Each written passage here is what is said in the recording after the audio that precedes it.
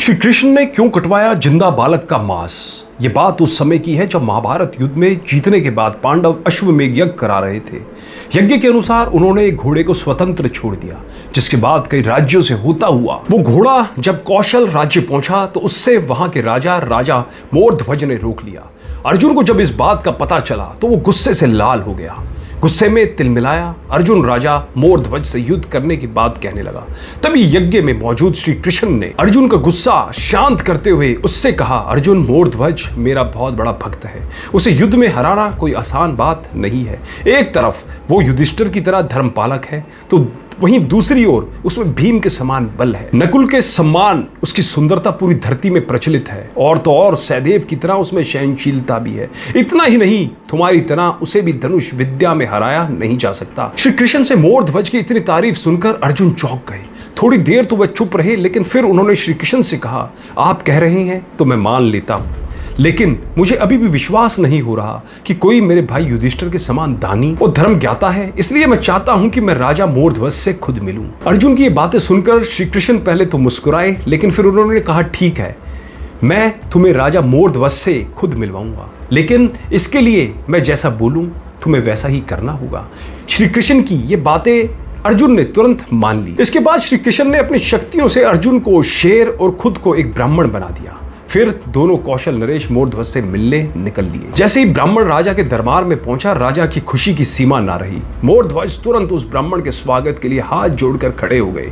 इसके बाद ब्राह्मण के रूप में आए कृष्ण ने राजा से कहा, राजा, मेरा यह शेर बहुत दिनों से काफी भूखा है, इसलिए मैं चाहता हूं कि आप जल्दी से जल्दी इसके लिए भोजन का इंतजाम कर दें। मोरध्वज ने कहा, आपकी जैसी आज्ञा ब्राह्मण देव, मैं अभी इसके लिए भेड़ बकरी के मांस की व्यवस्था करता हूं। इस बात पर ब्राह्मण को गुस्सा आ गया। उन्होंने मोरध्वज से कहा, तुम क्या इसे कोई आम शेर समझ रहे हो?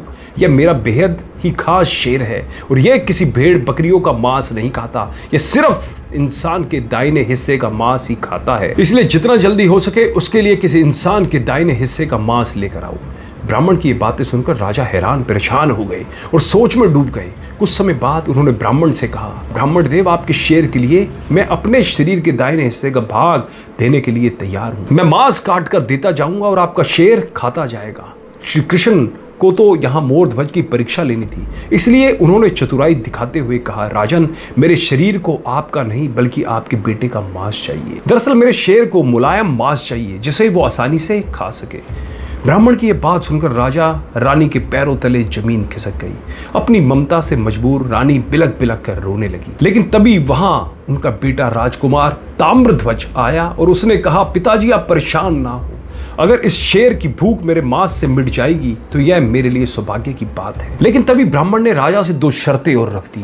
पहली यह कि बालक के आंख में आंसू नहीं आने चाहिए, और दूसरी यह कि राजा रानी दोनों मिलकर आरी से अपने पुत्र का मांस काट कर देंगे। मोरध्वज और उनकी पत्नी पर तो मानो जैसे दुख के बादल ही फट गए हों, लेकिन अपने मन को मजबूत करके दोनों इस बात के लिए राजी हो गए। उसके बाद राजा ने अपने सेवकों को तुरंत आरी लाने का आदेश दिया। आरी आते ही राजा और रानी ने अपने पुत्र ताम्रध्वज को आरी से बीचों बीच से काटना शुरू कर दिया। तभी ब्राह्मण ने देखा कि राजकुमार की आंख से आंसू बह रहे हैं। इससे ब्राह्मण नाराज हो गए और कहने लगे, मेरा शेर रोते हुए राजकुमार का मांस नहीं खा सकता, यह तो मेरी कही बात का अपमान करना है। यह सुनकर ताम्रध्वज ने कहा, हे ब्राह्मण देव, मैं नहीं रो रहा हूं, बल्कि यह तो मेरा बायां अंग रो रहा है। वो कितना बड़ा अभागा है जो आपके काम नहीं आ सका। राजकुमार की ये बातें सुनकर श्री कृष्ण और अर्जुन अपने असली रूप में आ गए।